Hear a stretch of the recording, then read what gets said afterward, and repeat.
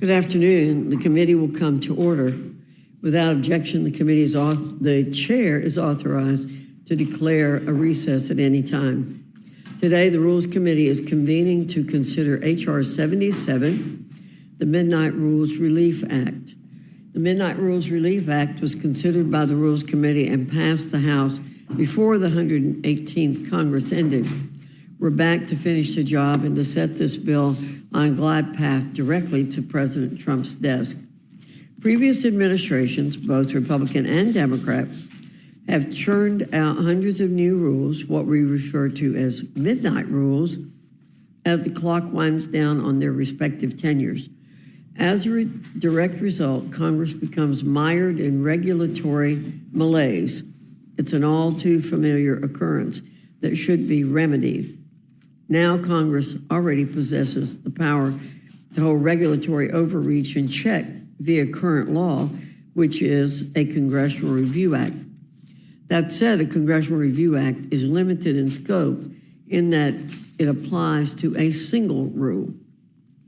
For subsequent rules that are issued, each one requires its own separate resolution. As one can imagine, previous administrations, both Republican and Democrat, have seized upon this and inundated Congress with regulatory blitzes, often to the detriment of the very people we are here to serve, our constituents. The Midnight Rules Relief Act provides a reasonable common sense remedy to this problem that has existed for decades.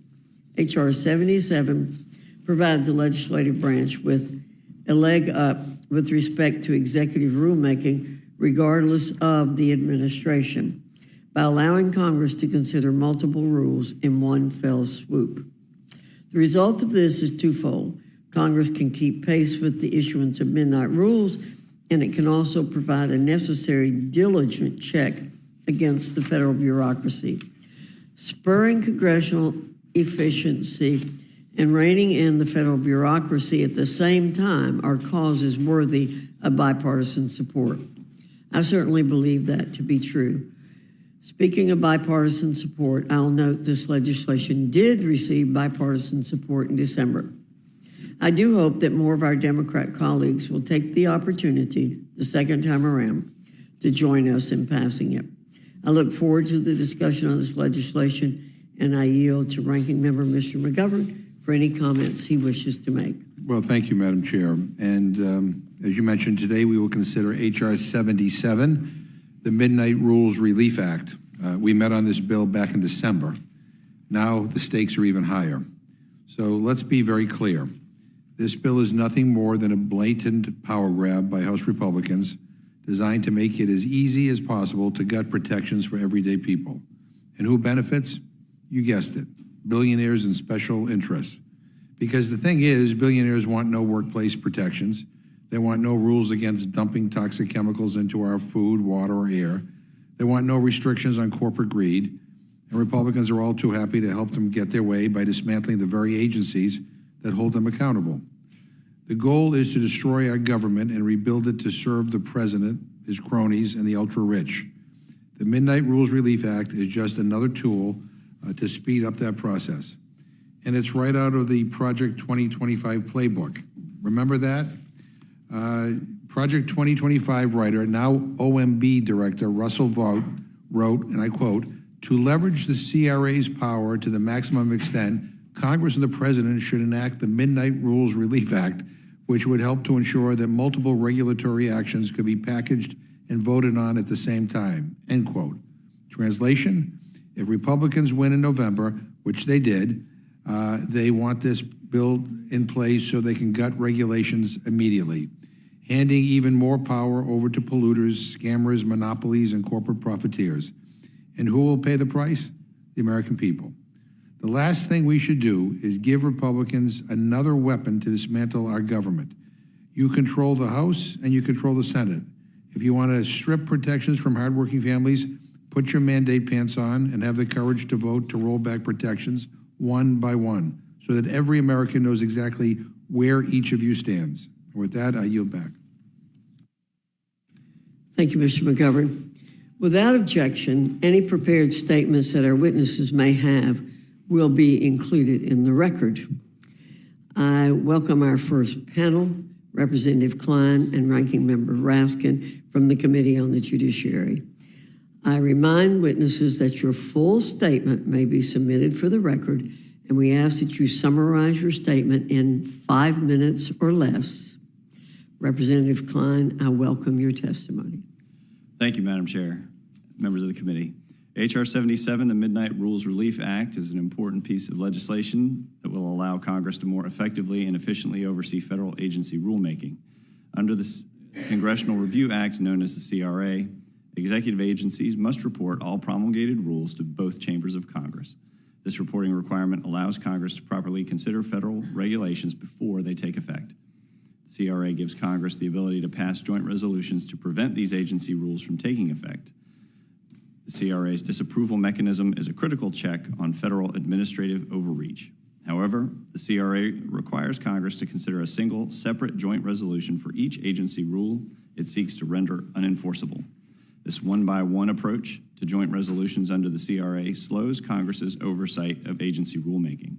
Its inefficiency is most clear during the midnight rulemaking period of the last year of a president's term, when executive agencies historically issue substantially more regulations. So the problem of midnight rulemaking is most clearly seen by examining the Biden administration's rules that fall within the CRA look-back window. This window includes any rules submitted to Congress from August 16th, 2024 to the end of the Biden administration. During that period, the Biden administration finalized a staggering 1,406 rules. By forcing Congress to consider rules but one by one, the CRA limits Congress's ability to review such an onslaught of rulemaking in the twilight hours of a president's term. H.R. 77 would make Congress's oversight of agency regulatory activity during this midnight rulemaking period more efficient. The Midnight Rules Relief Act would allow Congress to introduce joint resolutions covering multiple agency rules during the final year in a president's term, and this change would allow Congress to efficiently respond to the influx in agency regulations during the midnight hours of the president's term. I look forward to answering any questions you may have. Madam Chair, I yield back. Thank you, Mr. Klein. 2 minutes. Very good.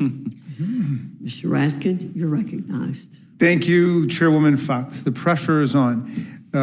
So the purpose of the bill before us is not to give Congress the power to undo midnight rules, because Congress, as you say, Madam Chair, already has that power. For example, right now, House Republicans can try to undo every single rule issued by the Biden administration from August of last year to Inauguration Day.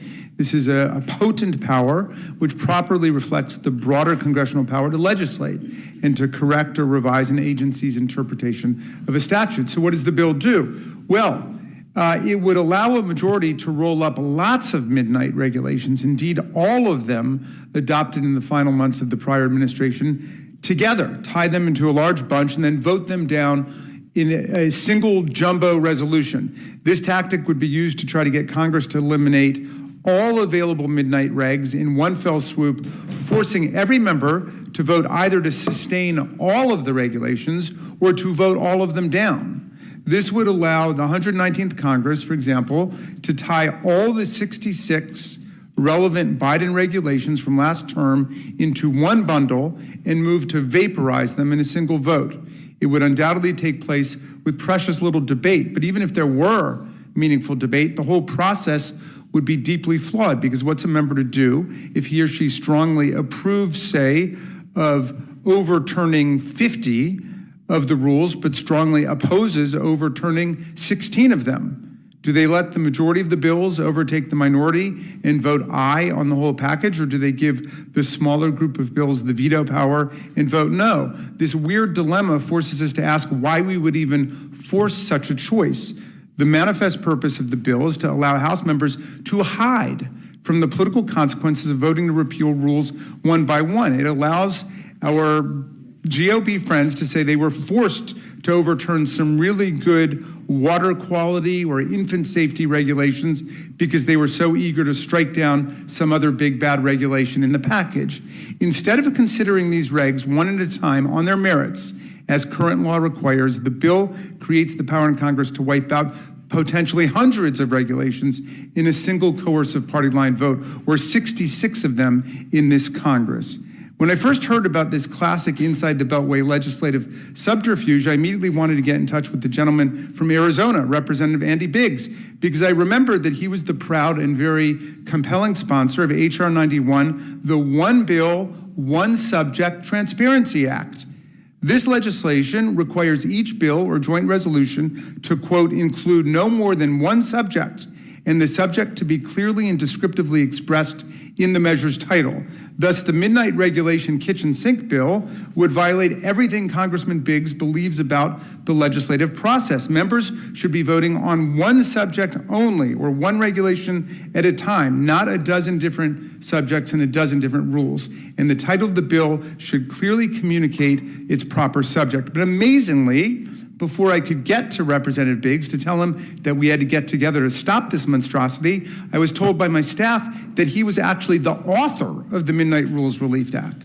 The lead sponsor of the One Bill, One Subject Transparency Act is now advocating this massive conglomeration of subjects and decisions, a huge legislative stew where poison pills and healthy vegetables are mixed up freely and thrown in together for one deliberately confusing and incomprehensible meal.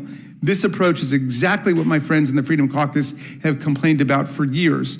The passage of needlessly complex legislation covering way too many topics at once. As Mr. Biggs' press release on One Bill, One Subject stated, too often congressional leaders use must-pass bills as methods for passing other laws that may have failed if considered on their own. Mr. Biggs' traditional solution to this problem has been simple. The One Bill, One Subject Transparency Act, which he fought for last Congress, would require that every bill considered by the House encompass no more than one subject at a time. And if it doesn't, if it goes beyond that, the entire bill becomes void. So I will stand up for the principle I once thought unified me with Mr. Biggs, even if for some reason he's gone over to the dark side on this one. Borrowing from his former principles, I proposed an amendment to the Midnight Rules Relief Act. Using language taken directly from his legislation, I proposed that any resolution we consider overturning agency rules should be limited to a single subject. And if the resolution tries to nullify regulations in two or more diverse subject areas, the resolution, as he would have it, becomes null and void. The whole point of the One Bill, One Subject House Republican movement, as I understood it, is that we should not avoid legislative transparency or accountability by shoving unrelated, mysterious packages into a single moving legislative vehicle. I'm going to insist on the same standard today. Congress can already block midnight rules one at a time with a scalpel. It seems deceptive backsliding now to smash all of them at once with the jackhammer. I urge my colleagues to oppose the Midnight Rules Relief Act, and failing that, I urge you to make my amendment in order, and I look forward to your questions, and yield back, Mr. Chairman. Thank you very much. Appreciate you yielding back. Now recognize Ms. Fishbach for her questions. Thank you very much. And I just want to refocus just a smidge. And this bill simply allows Congress to oversee the administrative rulemaking without bogging us down for each and every rule. But it is only on those rules that are issued in the last 60 days of a presidency. Is that correct, Mr. Klein?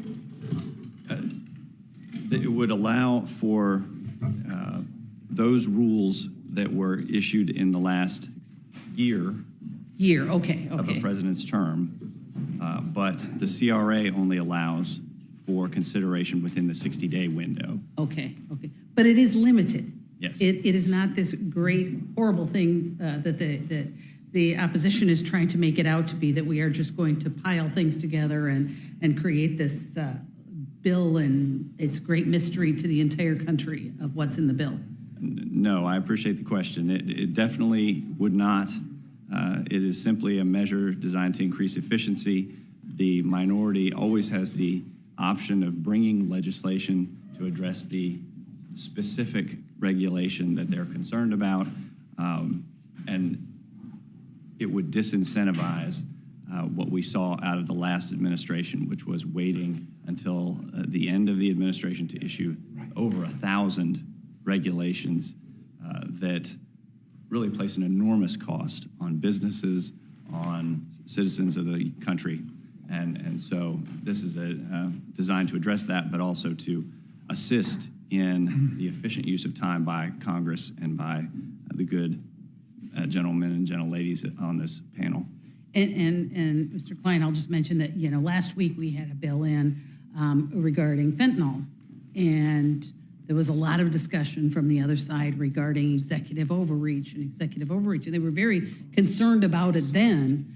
But now with this bill, where it would put some check on executive overreach, that doesn't seem to be the issue. And so I think that overregulation is something that we heard about all the time during the election. And we hear it still. We hear about it before the election, during the election, and after the election about the overregulation, what it's doing to small businesses, what it's doing to our farmers. And so I appreciate that you are trying to get at that and be able to address it and rein in that executive overreach. And isn't it interesting that we had the bill last year, but we're continuing it because executive overreach is always there. So, we are consistent in the fact that we are looking at this and making sure that we can address the overregulation. So I appreciate you bringing the bill forward, and I yield back.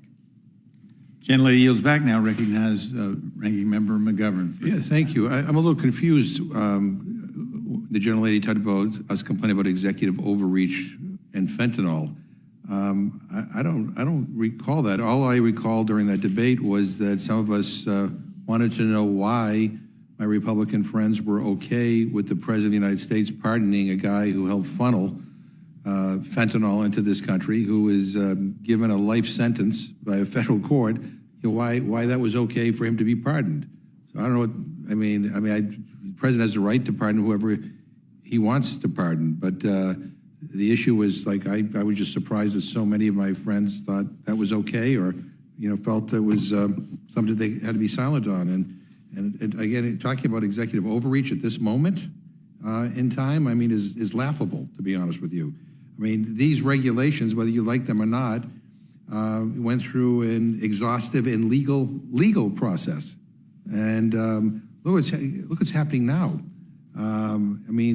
This president and weirdo Elon Musk and his minions are going through people's personal information.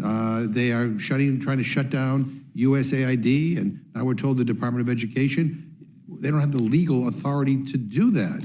That's executive overreach, and the courts are ruling that it is executive overreach, and the president has no right to be able to do that. And now we're being told by the White House that they may ignore what the courts say. Now we have a constitutional crisis on our hands. And my friends are totally fine with all this just going on because it's Donald Trump and Elon Musk, and they're afraid to make any waves. But going to Mr. Raskin's point, under this bill, you can just put a whole bunch of these regulations into one package and have an hour of debate, half an hour on each side. You may hide some good things in there that some people on your side might even think is a good, proper oversight of the federal government, and there'll be no debate on any of this. And when the gentlelady talks about us being, we don't want to be bogged down, I don't know. I'm looking at the schedule. Does anybody here think that we have a busy legislative schedule? I think we have 2 bills this week plus some suspension bills. You could bring up 5 of these CRAs if you wanted to, and we have plenty of time to do it. So it's a 5-minute vote, an hour debate on each one of them. The idea that we're bogged down, we're trying to save time. Come on, this is like, what are we doing here? I don't know, Mr. Raskin, do you want to add anything before I? I would go further than that. I would say, if we had to stay past 5 p.m. or 6 p.m. in order to do the people's business, we should do it. And I mean it very seriously about Representative Biggs. I always appreciated the fact that he concentrated on voting on one discrete subject at a time so the public could understand what we're really voting on, up or down. And now suddenly, his name at least, I was hoping to see him here so I could ask him about it, but his name is on top of a bill that would allow us to pack in completely unrelated subjects on totally different regulations and vote for them en masse. When I count 66, that's a conservative estimate. That's just from the final 60 days. If we indeed took, as the good gentleman suggests, all of the regulations from the year. You could put hundreds in there and just vote them down. And I concede your implicit point, Mr. McGovern, that, well, at least they'd be coming to Congress to do it. With Elon Musk, he's just remaking the law on his own. He's a fourth branch of government. He does whatever he wants. So here, maybe they think that at least they would be gesturing at some form of legality. But I think that that's a really dangerous way to go, to have people voting on everything from animal welfare to water quality to air quality to food and drug to the Defense Department to NSA to space, all in one bill. And how are you going to explain to people who are your constituents what you're voting on and what you did? Will anybody even be able to remember it? So that totally cuts against what I thought the Freedom Caucus has been fighting for, which is one subject, one bill, the name of their centerpiece legislation. Yeah, I think the deal here is to not be held accountable. I mean, to vote on monstrosity pieces of legislation so that nobody can be held accountable for individual votes. And by the way, CRAs, I remember, were all brought to the floor under closed rules. So, I mean, I assume that, you would bring this to the floor under a closed rule. You take away our ability to be able to amend things, to be able to offer amendments, and now you want to take away our ability to debate these subject matters. I mean, I think that's, that's dangerous for this institution. I thank you both for being here. I yield back. I would note that Freedom Caucus is open to all kinds of folks, and if the gentleman wishes to join, feel free to fill out an application. That being said, Mr. Langworthy, for your time. Thank you very much, Mr. Chairman. Representative Klein, to just clarify this, the process outlined under the CRA has been abused by both Democrat and Republican administrations through midnight rulemaking. Would that be correct? Yes, although the costs imposed on businesses were made much worse by Democrat administration regulations. Okay, thank you. And I understand our colleagues across the aisle have characterized this legislation as protecting the scammers at the expense of the American people. What would you say to this charge, and what sort of beneficial economic impact will this legislation truly have for American workers and American job creators? Well, let's just look at the last administration's effort to pass several different regulations as they left office. You saw an impact on hardworking men and women who are maybe struggling to make ends meet, but trying to afford the basic necessities of life. A new Biden energy final rule issued in December of last year effectively bans gas-powered water heaters in homes by increasing their prices by several $100s. Another Biden energy regulation issued in December forces appliance manufacturers to comply with onerous rules that slow down the washing time for dishwashers from an hour to less to more than 2 hours. Last October, the EPA issued a final rule that dramatically raised the cost of repairing commercial and residential air conditioning units. So you have several examples where hardworking men and women struggling to make ends meet, struggling to put food on the table, afford a dishwasher, afford an air conditioner, afford a gas-powered water heater, are going to find those products out of reach because of these regulations imposed by the Biden administration. And so it is important that Congress be able to respond, that this Congress be able to respond quickly and make sure that we stand up for the hardworking men and women of this country who we are elected to represent, and stand up against the onerous bureaucratic, bureaucratic regulations put forward by the last administration. So, Well, thank you very much, Representative Klein. Look, I think that the real scam here was the Biden administration shoving through more than $1 trillion worth of rules and regulations in the very final days, hoping and praying that the American people weren't paying attention and didn't see what they were doing. But for 4 years, the American people were paying attention, and they spoke in November, and they made a real course correction and change. This legislation will allow House Republicans to surgically pursue and eliminate the last-ditch efforts of a failed administration to impose its left-wing agenda on the American people in a permanent fashion. I look forward to supporting this bill on the House floor, and I hope anyone who claims to care about transparency will do the same. And with that, I yield back. Gentleman yields back. Now recognize Ms. Scanlon for her time asking questions. Thank you. This is not the first time we've seen H.R. 77, the Midnight Rules Relief Act. It's been a go-to Republican messaging bill for, I think, 15 years. In that whole time, Republicans have never been able to pass it into law because it's bad policy and lazy legislating. Congress already has multiple procedures by which it can block or undo regulatory action. Congress can pass laws with more specificity. Congress can participate in the rulemaking process or rescind specific regulations using the Congressional Review Act. It's worth noting that this bill is specifically mentioned in Project 2025 on page 50 in a chapter authored by the new director of OMB, Russ Vought, who likes it because it would make it easier to dismantle our existing regulatory framework in order to replace it with the deeply unpopular Project 2025 right-wing policies. But the hypocrisy here is striking. You can't say this law is necessary to prevent executive overreach when at this very moment, the Trump administration is engaged in the most egregious, illegal, and unconstitutional overreach in our nation's history.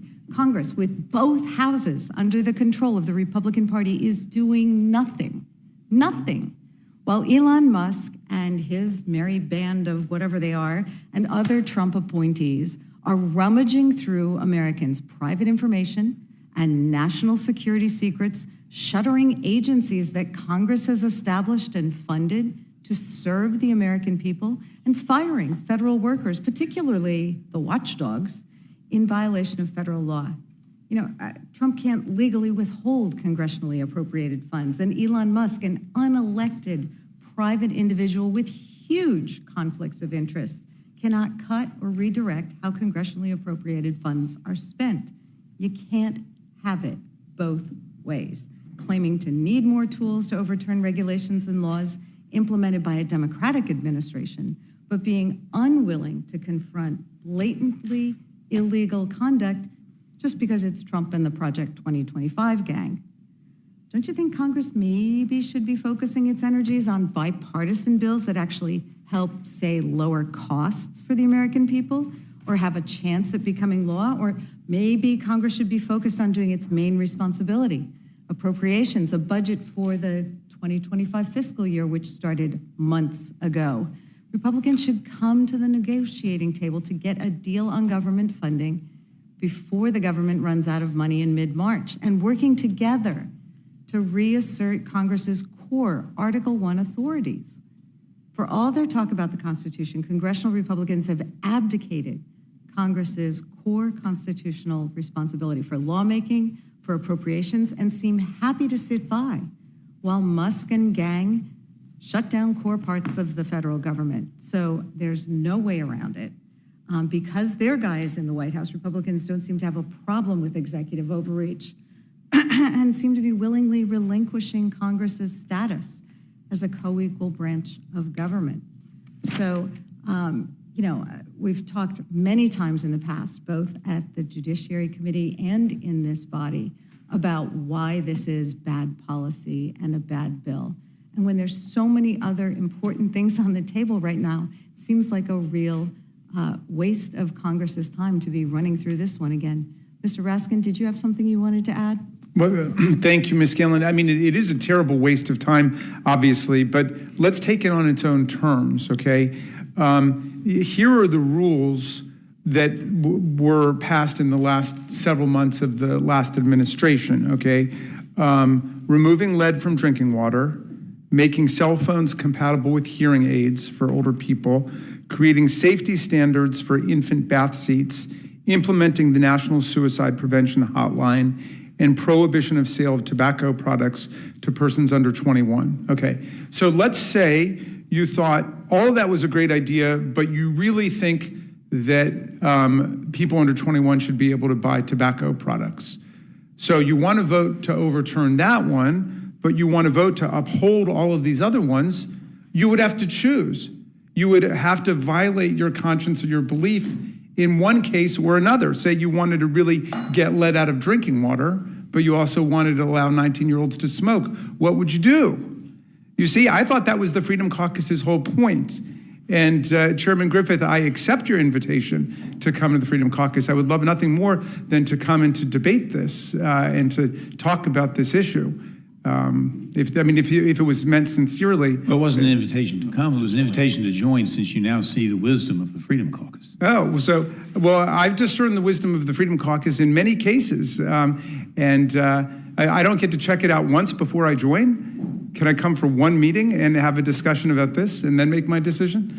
But in any event, look, regardless of whether you consider yourself right, left, center, libertarian, authoritarian, whatever you are, you could be on the Steve Bannon side of the Republican Party and think that Elon Musk is a truly evil individual, as he said, or you could be on the Elon Musk side and you believe in a techno state replacing America's Constitution. Whatever side you're on, this is very poor legislation, is the opposite of what the Freedom Caucus has been fighting for. It's the opposite of what any of us should want. We should vote on one subject at a time. And I come from a state that takes that very seriously, which is why I was drawn to what I thought, the original position was of the author of this legislation.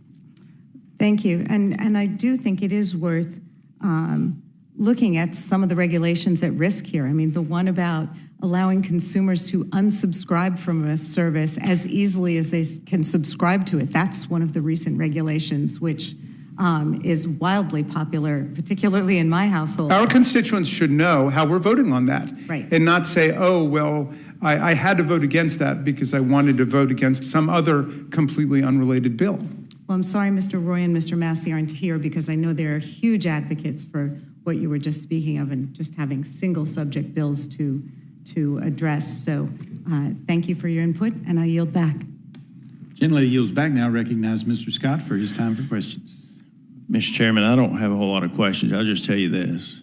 The American citizens are sick and tired of unelected bureaucrats in Washington, D.C. telling them how to live their lives. And any of these major rules should have to come back before the Committee of Jurisdiction, where they could be approved or rejected by the people's elected representatives. I plan to vote for the bill, and with that, I yield the remainder of my time. I thank the gentleman. Now recognize Mr. DeGoose for his time to question. I thank the chairman. Thank you to the ranking member, Mr. Klein, both of you for being here and for testifying on this bill. Most of my questions are going to be for you, Mr. Klein, whom I consider a friend, but of course, as you can probably gather, on opposite sides of this particular piece of legislation. I'm trying to understand the urgency behind this particular bill. I mean, you've articulated that it's important. Clearly, you all have prioritized it in terms of getting this done early in the Congress. Why is this such an urgent matter? Well, part of it is in response to the over 1,000 regulations that were issued by the outgoing administration within the final months of the administration. Got it. Okay. So I guess given that, here's my question. We've been in Congress, we've been in session in 2025 for 37 days. Sound about right? Sworn into Congress on January 3rd, right? How many disapproval resolutions have Republicans brought to the floor of the House so far? I think that there are several in the pipeline, but I don't know of any. The answer is 0. House Republicans have brought none. You mentioned there are 1,000 regulations that the Biden administration promulgated last year. You're really concerned about them, as are my colleagues on the House. You've endeavored to put not a single disapproval resolution on the floor in the first 37 days. Do you know how many have been considered by committee? I would love to be majority leader and put them on the floor. Well, I can tell you, with respect to that particular question, it's an easy answer, 0. But no committee has considered a single disapproval resolution of a single rule. The House, as a body, has not considered a single disapproval resolution thus far in the 119th Congress. Apparently, this is a top priority of House Republicans. You are here to ask members to approve a bill that would allow us to disapprove of rules en masse, omnibus fashion, thousands of pages to be considered in a single vote, and yet House Republicans can't find their way to putting a single disapproval resolution on the floor? I don't understand it. You care to indulge me? I would say that there are several that have been introduced and that are moving through the process. Why not do one? Why not put one on the floor before you bring this bill? Why not try the current system? I mean, apparently, I thought the argument here was that There's so many different rules that you all are so eager to disapprove of, and you don't have time to be able to disapprove of all of them during the pendency of the 119th Congress. So you want to change the rules so that you consider them on an omnibus or in an omnibus way. I don't get it. But anyway, I think I've probably belabored the point on that front. You made reference to a variety of the different rules that you disagree with, and I thought that my colleague from Pennsylvania and the ranking member of the Judiciary Committee articulated, in my view, the reasons why so many of those rules ultimately inure to the benefit of American families and American businesses. Of course, I'm sure you're familiar with the CFPB's overdraft rule. Are you familiar with that? I am. Yep. So this is a rule that the CFPB promulgated, published after open comment, to limit overdraft fees for consumers, correct? That's my understanding. Right. And by most empirical accounts, it will save Americans $5 billion, over $200 for every American household every year in overdraft fees. Working families who ultimately would have money in their pocket by virtue of this rule that was issued by the CFPB. And this is the type of rule that you seek to disapprove of on an omnibus basis, right? I would take issue with that. I think that we would be selective in which regulations we were seeking to. Do you agree with this rule? I don't have a position on the rule that you mentioned, but the three that I mentioned before would easily be taken up by the Committee of Jurisdiction, which is the same committee, the same issue, all dealing with appliance regulations, and could be put out. And you're not dealing with multiple different areas of jurisdiction. You're dealing with three regulations that would help to reject them would help consumers. Now, one question, I guess, Mr. Klein, maybe this is a bit esoteric. I presume that you believe passionately in the CRA and the disapproval mechanism because it enables Congress to weigh in on a particular rule, and ultimately, if that resolution is successful, to end enforcement or implementation of that rule. Is that a fair assessment of your position? It is. Okay. So what happens when an agency just decides, sua sponte, to not enforce or implement any rule whatsoever? Why is the disapproval resolution necessary? Well, it would depend on the agency, the regulation, and Let me give you a real world example. The CFPB has 2,000 employees, right? The Trump administration just directed all employees to stop work. They issued an order, quote, not perform any work tasks this week. They have in effect shut down the CFPB. They have shuttered the headquarters. None of the rules that the CFPB promulgated last year are presumably being enforced right now because the agency has decided, or the administration has decided, unlawfully I might add, and I believe ultimately will be vindicated in the courts, to, on their own, unilaterally say that the agency is done doing any work. I mean, do you understand why this seems like a bit of the twilight zone to me, that we're debating Congress's ability to disapprove rules when the Trump administration is shuttering agencies without any input from Congress? well, my understanding is that Administrator Vaught has instructed employees to work from home and that for the week they are paused during that time. But what do you mean by paused? I am quoting the administrator. But No, but I'm trying to understand what paused means. What do you mean? As you said, not performing any of their tasks. Got it. So 2,000 employees who are being paid have just been told to stop all work. Don't come in the office. Don't send any emails. Don't make any phone calls.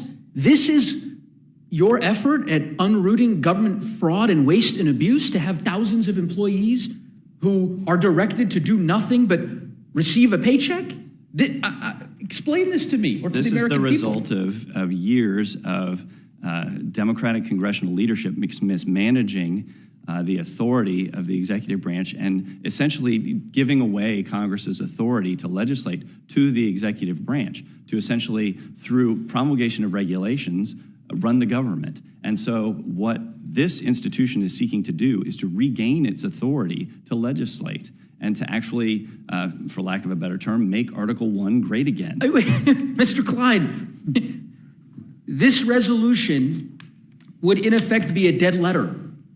The Trump administration is taking your authority. Because you gave it away. Okay, so it's Democrats' fault that Republicans have decided in the Trump administration to unilaterally Cede tell power to the workers executive within branch. these federal agencies to cease all work. I might just say, because I have great respect for you, Mr. Klein. Feelings mutual. The precedents that are being set right now are deeply dangerous. Deeply dangerous. And I worry that my colleagues on the other side of the aisle, I don't know if it is from a failure of lack of imagination to kind of understand the consequences of these steps that you're taking. If the President of the United States, via their OMB director, can effectively tell agencies and any employee in our federal government to cease all work on a whim, that's the new standard? That's really what you're comfortable with a future president, a Democratic president, retaining that authority and saying, yeah, it's up to me. Through my OMB director, I can have them send an email. It doesn't matter if it's 100 employees or 100,000 employees. I can shut down every single piece of work that they are doing, whether or not it's been authorized by the Article 1 branch. That's your position? We want Congress to be able to speak to the regulations being issued by the executive branch, regardless of who's in charge. Well, this is a far cry from that, in my humble view. I would, ranking member, if he would like to expound on that, I don't know if he... Mr. Neguse, thank you for those trenchant observations.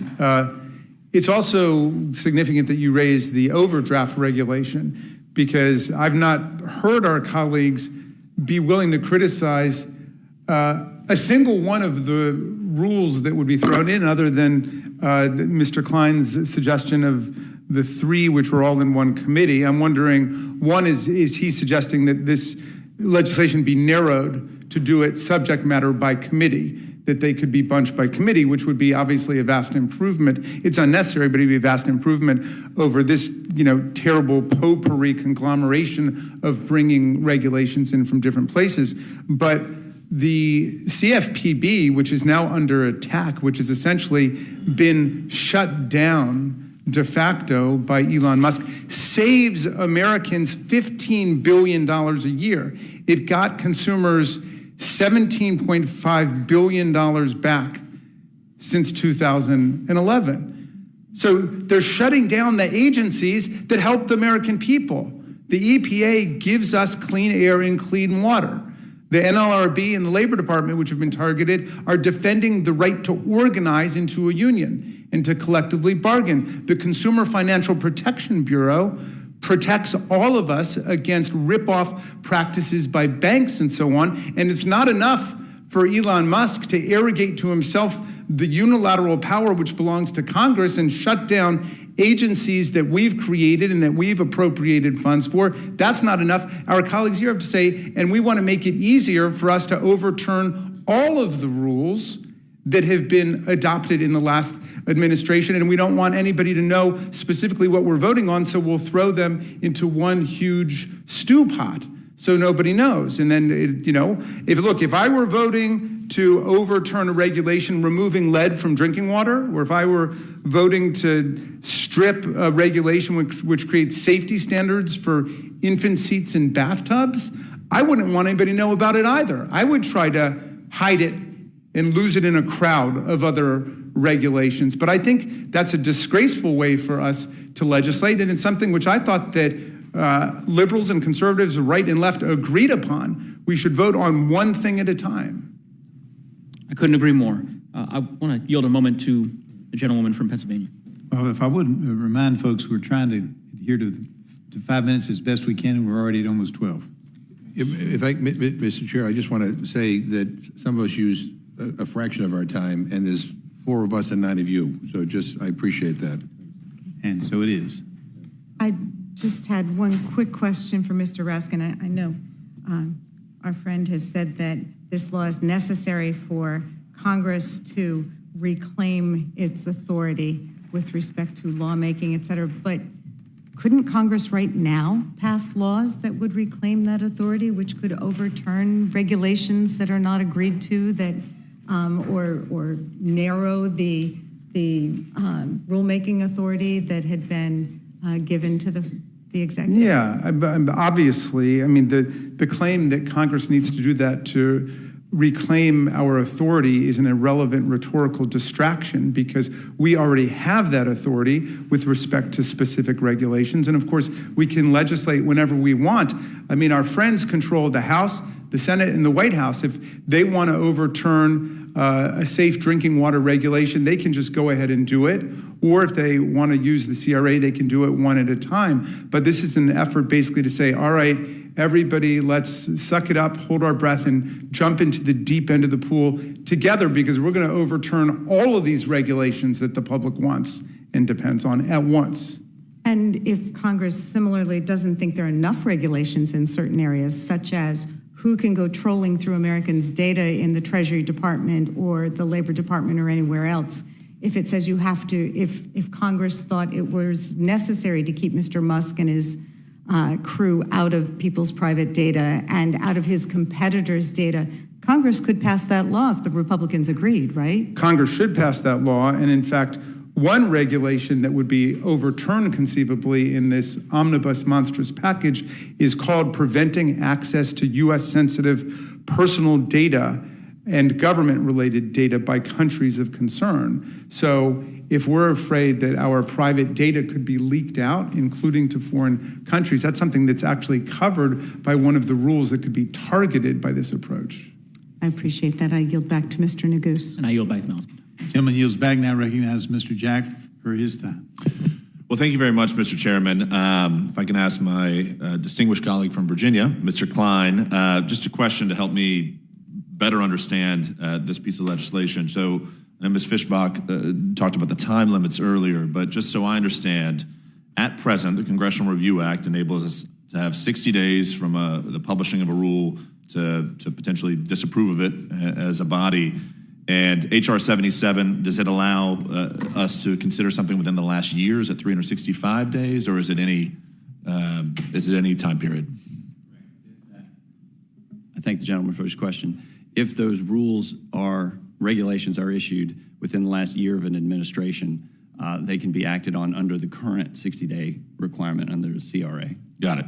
And if I can ask, just ballpark, how many regulations does an administration publish in a calendar year? Oh, hundreds, thousands, tens of thousands. Tens of thousands. I would think. So, in effect, this bill, just to help me understand, it would make it more efficient for us to address those tens of thousands of regulations, and it would frankly empower the committee chairs and the committee members, the members of our body, to rectify some of these challenges at the committee level, and then it rises up into one package for us to act on efficiently on the floor. Is that right? Yes, nothing in this legislation would restrict currently the ability of committees of jurisdiction to bundle together these types of disapproval resolutions for consideration. So the Judiciary Committee could bundle together resolutions related to the last administration's open border policies, the treatment, the misinterpretation of asylum law, any number of issues under the Judiciary Committee's immigration jurisdiction. So, well, I appreciate that, because I do want to spend a little bit of time today just to highlight one specific rule that I care a lot about that directly impacts my district. And I have to imagine every single one of my colleagues has a rule or some type of hindrance that's been imposed upon your constituents that you may want to see acted on en masse as well. For me, in my congressional district, Georgia's 3rd Congressional District, the Department of Energy published a rule, you can see it, 89 Fed Reg 105,188, that effectively will put out of business highly efficient tankless water heaters, which are manufactured in my district. I've got a plant within my district that employs 550 constituents that's going to go out of business if this rule goes into effect. And it's set to go into effect March 11th. I'll be pursuing any legislative vehicle I can to address it, because ultimately I got 550 constituents that are going to lose their jobs if this thing goes through. You mentioned this today, but I just want to note that every single member of our distinguished House probably has an example of this. And I'm hoping to get consideration of this on the floor, but I certainly respect the effort of this piece of legislation to enable me to have multiple options, multiple windows, and multiple avenues to address this, because at the end of the day, I got 550 constituents that are hoping to keep their jobs. They're not going to have it at this rule that was published. A very different edition of a midnight rule was published on December 26th, the day after Christmas. I've got to address it to help my constituents, and I appreciate you bringing this legislation to the floor. Welcome any closing comments from you on that before I yield back. I appreciate the gentleman's comments. It's exactly what we're trying to enable Congress to enact on behalf of the American people, to ensure that Congress makes the laws and not unelected bureaucrats working without any accountability and hindering the ability of working men and women to either get jobs or work in a facility like the one that's in your district. Thank you. Thank you very much. I yield back to our chairman. Gentleman yields back. Now recognize Mr. Norman for any questions he may wish to ask. Thank you, Mr. Chairman. Just for the record, I noticed my good friend on the opposite aisle mentioned some people or was criticizing President Trump's giving pardons to. Let me just name, I've got a whole, I don't know how many, 30, but let me just tell you the little angels that our past president pardoned. Richard Tempton, sentenced in 1993 in Virginia, death in participation of a drug-related killing. Third co-defendant, Corey Johnson, was put to death on January 14th in the final days. Another little angel, Julius Omar Robinson, sentenced in 2002 in Texas, death of killing 2 men in a drug-related episode.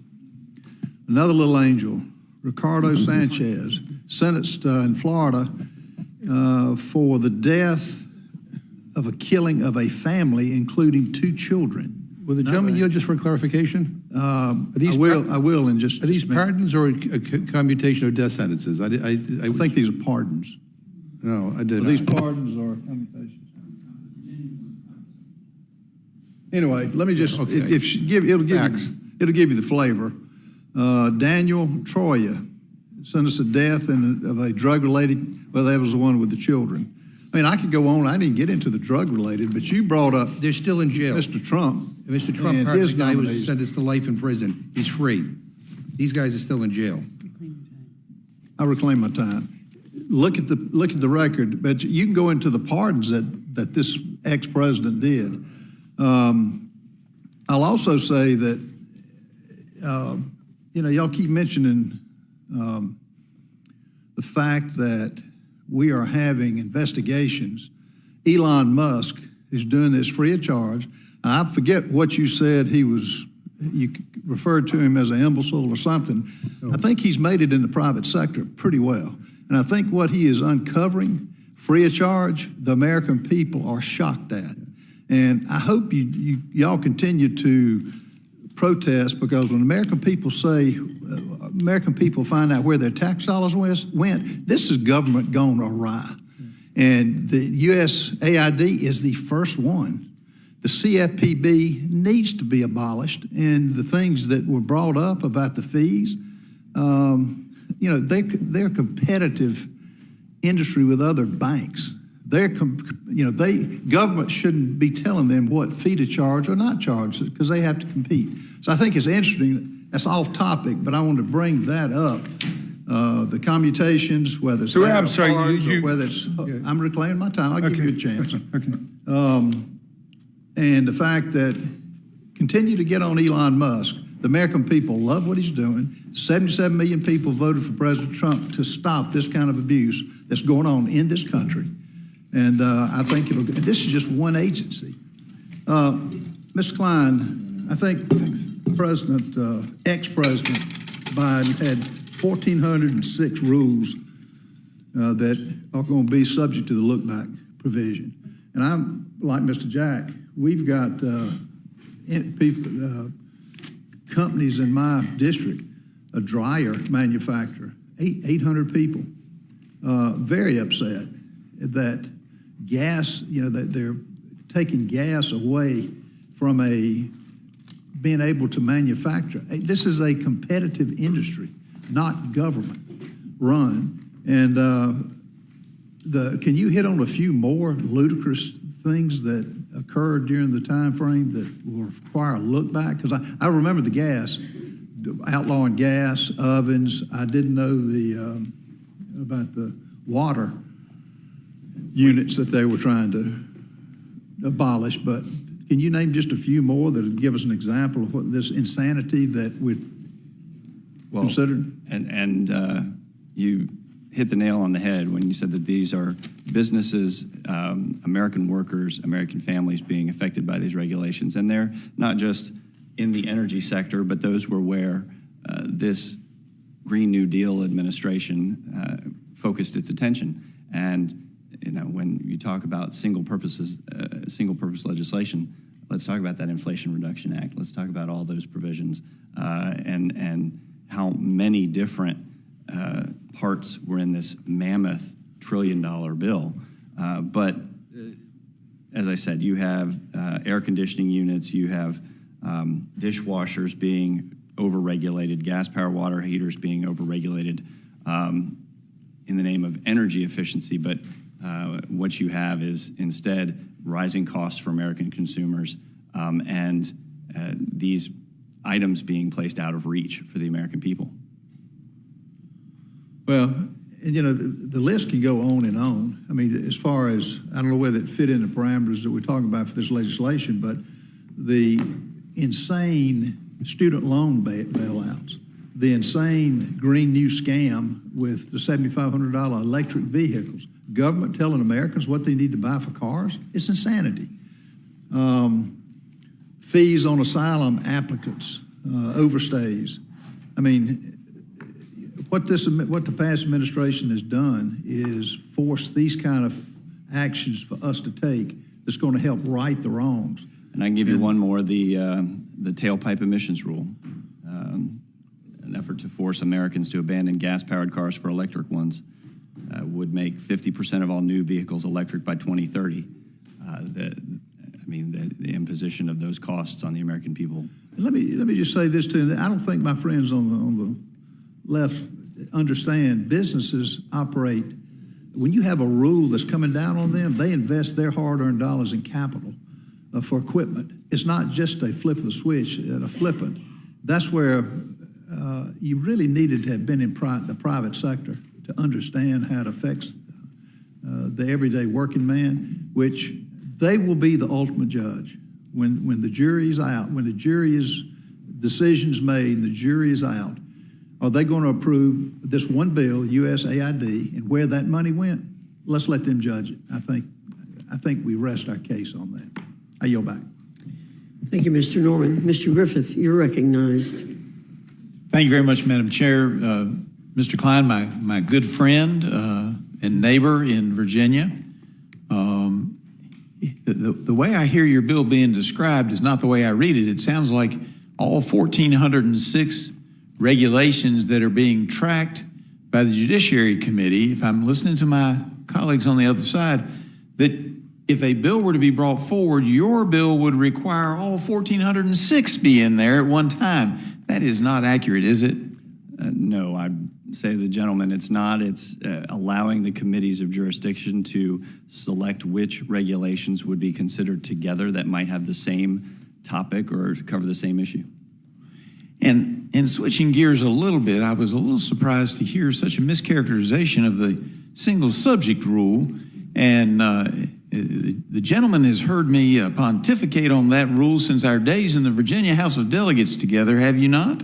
Yes, I have. And did we ever say that it was only one small issue at a time, or did we say the subjects had to be related?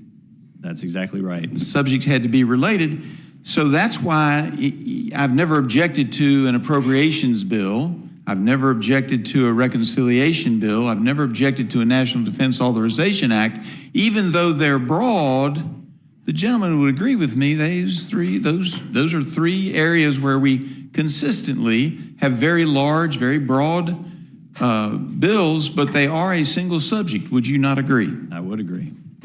And so what this does is this does not get rid of the single subject at all. It merely says that we're taking up regulations that we find are inappropriately passed by the prior administration, and your bill would say that we can look at them. It still has to be within the 60 legislative days, but we can compile them together only during the last year of any administration. Is that accurate? That is accurate. And so then we could take them up, and if we desire to do them by committee, we could do that, but we're not mandated to do that by this bill, are we? No. Now, I'm going to go a little far afield here because some people were talking about how we like the CRA, and they asked you a leading question about the Congressional Review Act.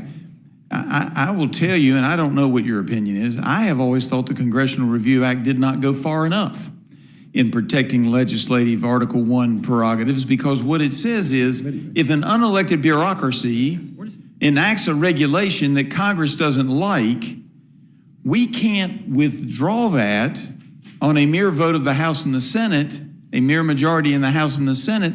We have to not only get the majority in the House and the Senate to undo a president's action or his executive branch action, we have to get the president to agree with us.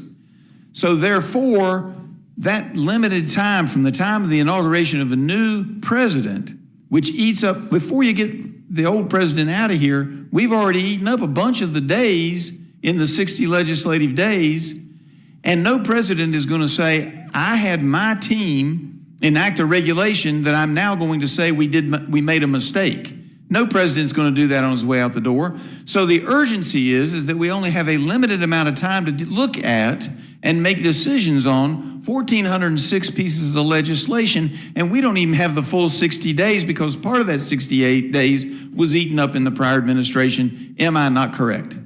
You are correct, Madam Chair. I'd say that once that horse is out of the barn, you are not able to easily get it back in. And so what we probably ought to be doing, if my colleagues on the other side of the aisle want to join me in really giving us Article 1 power back, we will pass something that says any regulation that Congress rejects on a majority vote of the House and the Senate is automatically null and void without having to get a presidential signature.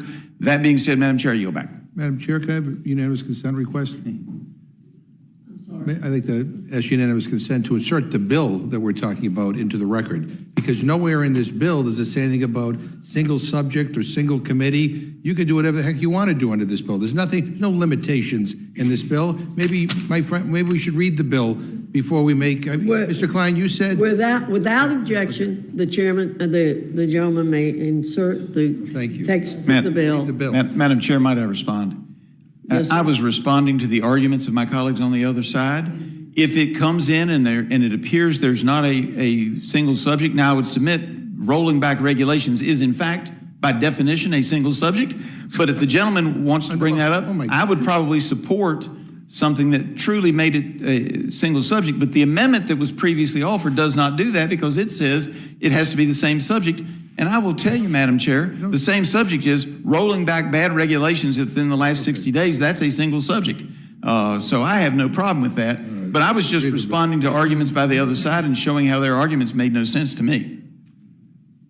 And I yield again. Thank you very much, Mr. Griffith.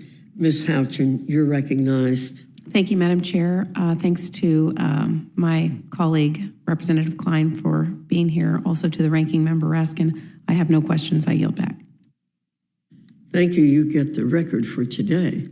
Mr. Roy, by the way, before I recognize Mr. Roy, I want to say how much I appreciate the arguments of Mr. Griffith, and I want to associate myself with your comments because this is absolutely taking back our Article 1 authority, and I cannot understand why the Democrats constantly want to give that away. Mr. Roy, you recognize. Per his request, I will yield a little bit of time to my friend from South Carolina who wanted to insert something. Thank you, Mr. Roy. I just want to get back to my good friend, Mr. McGovern. The list, 39 were fully pardoned, crimes wiped from their records. The second list, which is even worse, he commuted their death row sentences He commuted the death row sentences to life in prison. They're still in jail. I yield back. Thank you, Mr. I yield Roy. back to Mr. Roy. So a lot of this has been covered, and I know we want to get to the vote. Just 2 or 3 points. I mean, to my friend from Virginia, and I think my other friend from Virginia, Mr. Griffith, covered this. But, I mean, again, for the American people at home watching this, like, what's at play? What we're talking about is when an administration carries out a lot of activities, right, through rulemaking and executive action. And they do that, and it could happen in both parties, but they do that, and often the waning days, the last year of administration, and they're out and they're making a lot of rulemaking. And the question then becomes, what can Congress do about it? And this bill, as I understand it, would do 2 primary things, right? Which is allow you to go back a year instead of 60 days into the last year of the administration, in which we saw in this administration considerable activity, specific, fairly sizable and significant policies, such as the student loan forgiveness program, which is tens of billions, hundreds of billions of dollars. Significant amount of activity carried out by administrative action, right? Not because Congress got together with the president and said, hey, we've had these student loans, and forget the fact that you've got plumbers and electricians who didn't take out said loans, or other people who are entrepreneurs, people who chose not to, or, for example, my wife, the daughter of a single mom who is still paying off her student loans for both undergraduate and law school at A&M and UT, in-state tuition, so hardly expensive, relatively speaking, to some schools, and is still paying those off, and has been paying those for 20 years now. And the question becomes, is for people who've gone out and they've paid off their loans, now by executive action, by the mere stroke of a pen, and by action of bureaucrats assembling all of this, boom, that gets done. And then other activities which we could go into in great detail, and I won't, whether it's H-1B issues and labor, which might have some disagreements on both sides of the aisle, regulations involving firearms and other things, lots of regulations, lots of things being done. And the question here is, can Congress exercise its Article 1 authority going back a year, and then can they aggregate some of these rules to disapprove in some aggregated fashion? Now, to the extent that there's some concern about aggregating wildly varied topics, I assume maybe we could potentially consider debating that notion. But it seems to me that what you're doing is, to Mr. Griffith's point, is you're saying there was regulatory activity by the executive branch that Congress in its decision-making would say, wait a minute, no, we think that those ought to be stopped. And that doesn't prohibit going back to the well, doesn't prohibit then legislative action to fix some problem that was then created. Do I understand that right from your perspective? That's correct. The only other point that I would make is when we talk about the supposed, horrible activities going on by Mr. Musk, again, I would point out that he's operating within an entity at the White House created by President Obama, that then he's got individuals working around him to look at information as we understand it, and some of the back and forth going on with the courts right now that we will see as we see unfolding in the back and forth, and then I guess now going to the Supreme Court and whatever they're going to do, that we've got, their perspective is over-the-shoulder authority, look at stuff, okay, fine, we'll see, but the understanding is what are the results? I think our colleagues on the other side of the aisle are frustrated because of some of the things that have been exposed. And you can say, well, it doesn't add up to that much. Well, not maybe, first of all, it does add up to a lot. For the average American, these things add up. But we're talking about things that when you start getting into, for example, Social Security numbers that we now know are not deduped, and that there's a significant amount of duplication of Social Security numbers. There might be some good reasons why there's still some in the system. There might be others where you don't understand why. It might have something to do with non-citizens who are using Social Security numbers. But whatever, there's significant amount of duplication that they're now rooting through. I think the vast majority of the American people are looking at their government saying, well, it's kind of nice to have somebody with fresh eyes going through this with algorithms, trying to root out a lot of the things that we in Congress have been saying we wanted to try to get access to for years, from frankly both parties in power in the executive branch. But even with just the USAID, right? $2 million for sex changes and LGBT activism in Guatemala. Now, let me assume that for some reason you think that's an extraordinarily good policy. I don't. Should we be giving $2 million to Guatemala for said activity? Or $6 million to fund tourism in Egypt? I mean, Egypt seems like, a place that attracts lots of people to go there for history and look at the pyramids. We got to give $6 million while we're racking up $2 trillion in deficit spending every year in tourism to Egypt, or the millions that went to the EcoHealth Alliance, which is neck deep in all of the research at the Wuhan lab, or how about the $32,000 for a transgender comic book in Peru? But again, if you think that's the most important issue in the world, I disagree. I think it's a problem. But a comic book in Peru, so, well, it's just $32,000. Well, how many just $32,000 are there? How many just $2 million are there? $70,000 for a production of a DEI musical in Ireland. Okay, it's just $70,000, just one person's salary. $1.5 million to advance diversity in Serbia. Hundreds of thousands. I keep going on down the list. The point is, finding a way to expose that which most of us see with our own eyes. And I would assume my colleagues on the other side of the aisle, there are going to be things that are funded that won't bother me as much by some executive action, but it should bother all of us that was funded, that we didn't stipulate that. And at some point, that's something we ought to reclaim.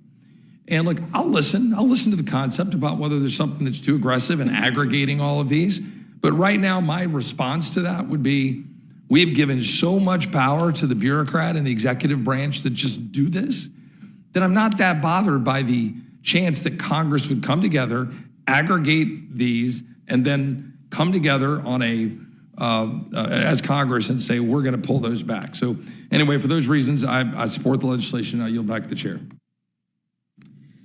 Thank you very much, Mr. Roy. I want to thank our witnesses for being here today.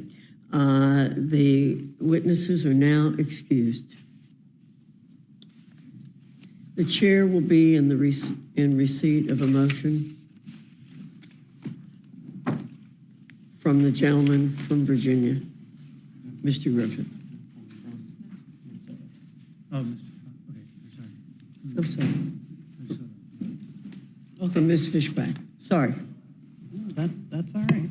Madam Chair, I move the committee grant H.R. 77, the Midnight Rules Relief Act, a closed rule. The rule waives all points of orders against consideration of the bill. The rule provides that the bill shall be considered as read. The rule waives all points of orders against provisions in the bill.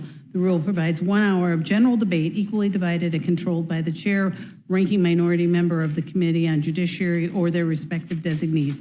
Finally, the rule provides 1 motion to recommit. Thank you very much. You've now heard the motion from Ms. Fishbach. Is there any discussion or amendment to the rule? Yeah, Mr. McGovern? Madam Chair, just a couple of things. I mean, again, this is a closed rule. I mean, my friends are trying to take our ability away to offer amendments, and if this bill passes, you'll be succeeding in taking our ability away to debate a variety of issues. And I appreciate the selective accounting by the gentleman from Texas when it comes to USAID. It's funny that no one seems to be outraged on that side over an emergency $49,000 paint job for the Secretary of Defense. I could bring them to Home Depot. I could get it cheaper at Home Depot than what they're paying. We'll have a lot more to say on that. Madam Chairwoman, I have an amendment to the rule. I move the committee make an order. Amendment number 1 to H.R. 77, offered by Representative Raskin, which prohibits any resolution of disapproval from addressing 2 or more unrelated subjects. Madam Chairwoman, we heard persistently from some of our Republican friends about the importance of having bills that address a single subject. You all could not stop talking about how bills with unrelated matters are the antithesis of good legislating. And yet here we are today with this bill that would allow you to include in a single bill any and all unrelated regulations you choose, no matter what committee they may be under the jurisdiction of. Well, this amendment will prevent that. So you can either vote for this amendment to dispel any question on your hypocrisy, or you can vote against it. and affirm your hypocritical position on legislating. And I urge a yes vote on my amendment, and I yield back the balance of my time. Thank you, Mr. McGovern. Thanks for characterizing what kind of people we are. Is there any further discussion on the amendment? Hearing none, the question is on the amendment. Those in favor signify by saying aye. Aye. Those opposed, no? No. In the opinion chair, the noes have it. We'd like a roll call on that, Madam Chair. Mr. McGovern, request a roll call. The clerk will call the roll. Mrs. Fishbach? No. Mrs. Fishbach, no. Mr. Norman? No. Mr. Norman, no. Mr. Roy? No. Mr. Roy, no. Mrs. Houchin? No. Mrs. Houchin, no. Mr. Langworthy? No. Mr. Langworthy, no. Mr. Scott? No. Mr. Scott, no. Mr. Griffith? No. Mr. Griffith, no. Mr. Jack? No. Mr. Jack, no. Mr. McGovern? Aye. Mr. McGovern, aye. Ms. Scanlon? Aye. Ms. Scanlon, aye. Mr. Neguse? Ms. Ledger Fernandez? Madam Chair? No. Madam Chair, no. The clerk will report the totals. 2 yeas, 9 nays. You through? You done? Okay, the amendment is not agreed to. Are there any further amendments?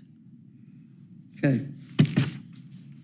Then, hearing no further discussion, the question is on the motion from the gentlewoman from Minnesota. All those in favor signify by saying aye. Aye. Those opposed say no. No.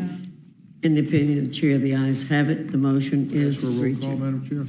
Mr. McGovern requests a roll call vote. The clerk will call the roll. Mrs. Fishbach? Aye. Mrs. Fishbach, aye. Mr. Norman?